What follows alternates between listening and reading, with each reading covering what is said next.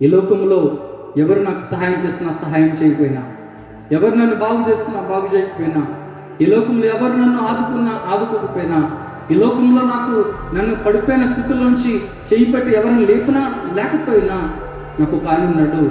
ఆయన నా కొరకు పరలోకం నుంచి భూలోకానికి వచ్చి నాకు బదులుగా ఆయన బంధించబడి, నాకు బదులుగా ఆయన శ్రమపరచబడి, నాకు బదులుగా ఆయన కల్వరి శిలువలో తన ప్రాణాన్ని పెట్టి ఆయన మరణాన్ని తిరిగి లేచి సజీవుడైనటువంటి దేవుడు చేతులు చాచి పిలుస్తూ ఉన్నాడు.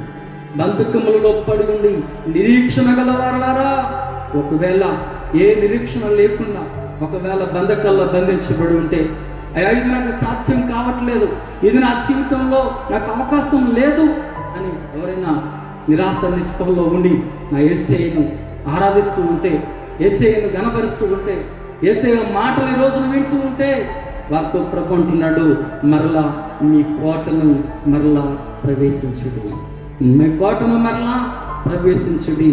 నా కోట ఆయన, కొండల తట్టు నా కాళ్ళు ఎత్తుచున్నాను, నాకు సహాయం ఎక్కడి నుంచి వచ్చునో, ఆయనే నా కొండ, ఆయనే నా కోట, ఆయనే నా సమస్తము.